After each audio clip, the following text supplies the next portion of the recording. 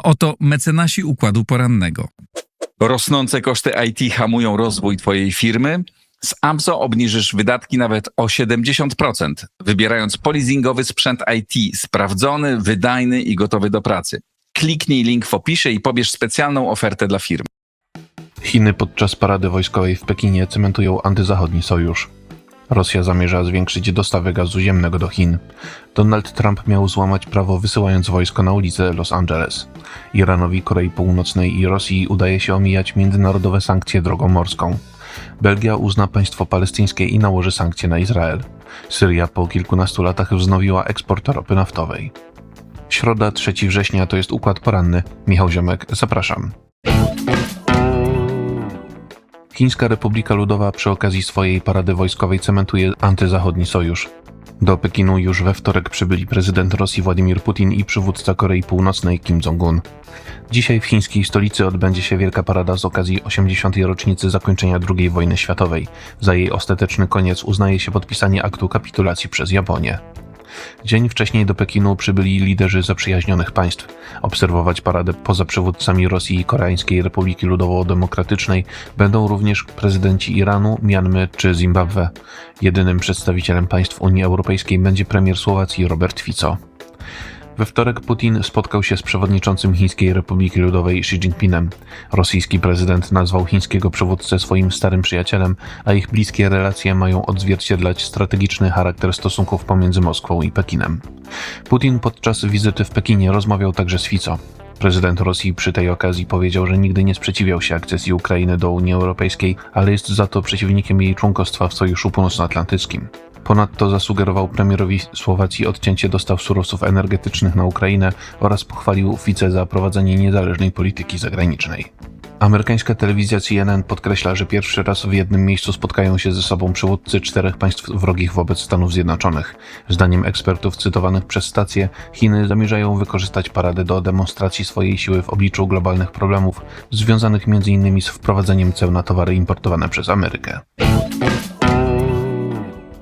Rosja zamierza zwiększyć dostawy gazu ziemnego do Chińskiej Republiki Ludowej dzięki nowym inwestycjom. Gazprom wybuduje nowy gazociąg Siła Syberii 2. Rosyjski koncern podpisał porozumienie z chińską firmą CNPC.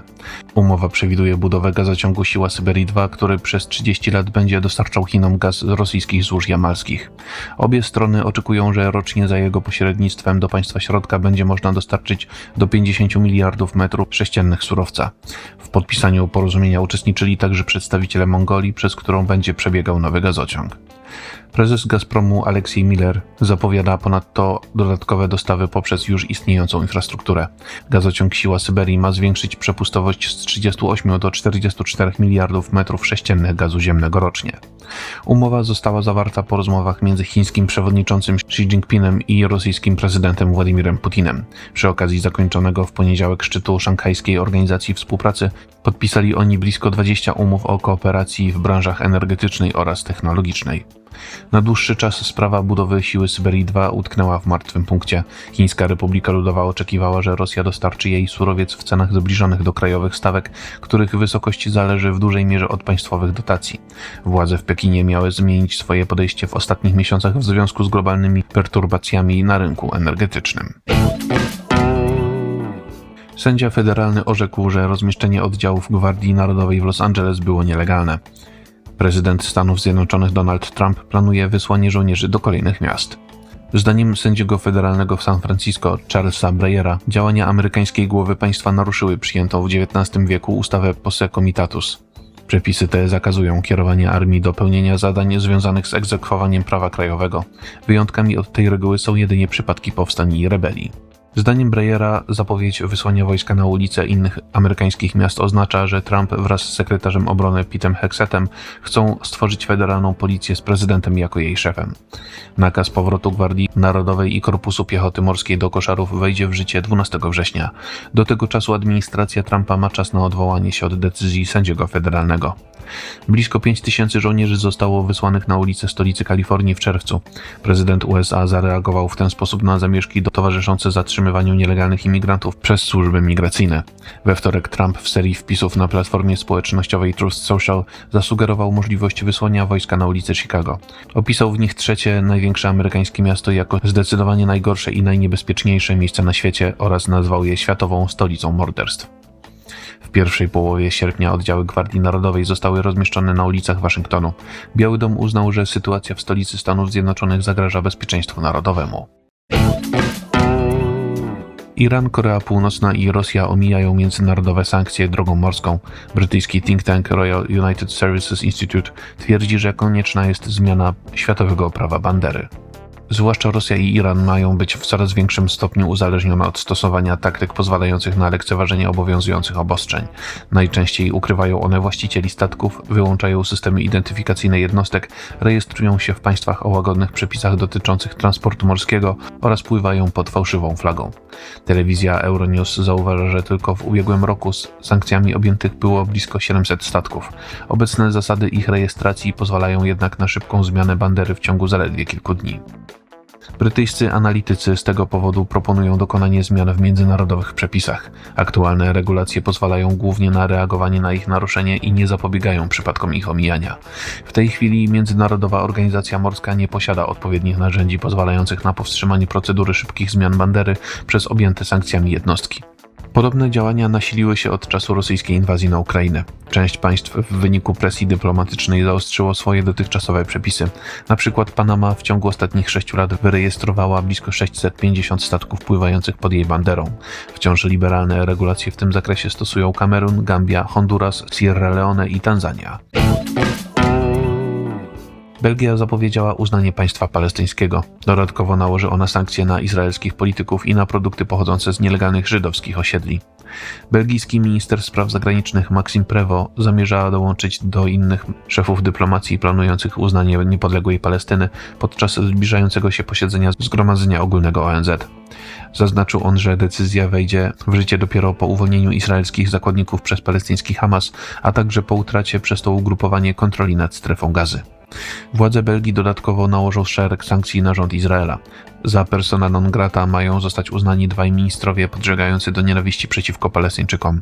Według portalu Politico chodzi o ministra bezpieczeństwa narodowego Itamara Ben-Gvira oraz ministra finansów Bezalela Smotricza, czyli polityków wywodzących się ze środowisk religijnych syjonistów. Belgia wprowadzi też zakaz produktów z nielegalnych żydowskich osiedli budowanych na terytoriach palestyńskich, ograniczy udzielanie pomocy konsularnej mieszkających na nich obywatelom Belgii oraz dokona przeglądu umów o zamówieniach publicznych podpisanych z izraelskimi firmami. Szef belgijskiej dyplomacji podkreślił, że sankcje nie są wymierzone w naród izraelski, ale mają wymusić na tamtejszym rządzie przestrzeganie prawa międzynarodowego i humanitarnego. Dzięki temu miałaby poprawić się sytuacja Palestyńczyków w obleżonej przez Izraelczyków strefie Gazy. Syria po 14 latach przerwy ponownie rozpoczęła eksport ropy naftowej. Sprzedaż surowca jest możliwa dzięki zniesieniu części sankcji międzynarodowych. Przed wybuchem wojny domowej w Syrii zyski z eksportu ropy naftowej odpowiadały za połowę dochodów budżetowych państwa oraz za 20% produktu krajowego brutto. Jeszcze 15 lat temu syryjskie rafinerie produkowały 390 000 baryłek dziennie. 2 lata temu produkcja spadła do poziomu zaledwie 40 000. Po 14 latach przerwy z terminalu naftowego portu w Tartus wypłynął tankowiec przewożący 600 000 baryłek ciężkiej ropy naftowej. Eksport surowca rozpoczął się na mocy decyzji syryjskiego Ministerstwa Energii oraz dyrektyw rządowych. Nowe władze w Damaszku zamierzają ożywić cały sektor i zwiększyć udział Syrii w światowym rynku ropy.